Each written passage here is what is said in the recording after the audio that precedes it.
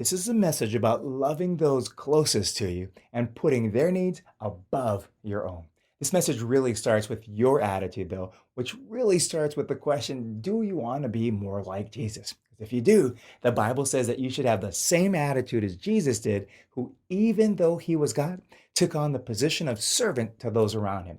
In our relationships at home, we can have the same attitude as Christ when we serve one another in the seemingly small things. What do you think of when you're asked, how did Jesus show his love for us? I used to immediately go to the cross and identify the crucifixion as the demonstration of his love, and with good reason. The Bible says so. In Romans, Paul writes that God demonstrates his own love for us in this: while we were still sinners, Christ died for us. Another good reason is that it's a part of the big climactic scene in the Bible, along with the resurrection. Dying and being raised from the dead is a big deal. It doesn't get too much bigger than that. The thing is, the Bible also says, though, that Jesus showed his disciples the full extent of his love, not on the cross and dying, but on the ground at their feet in serving. The full extent of his love was demonstrated when Jesus washed their feet.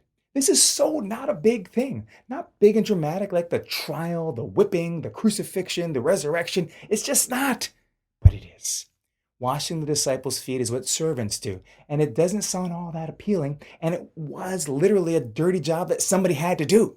The thing is that somebody that had to do it wasn't Jesus. Seriously? Come on.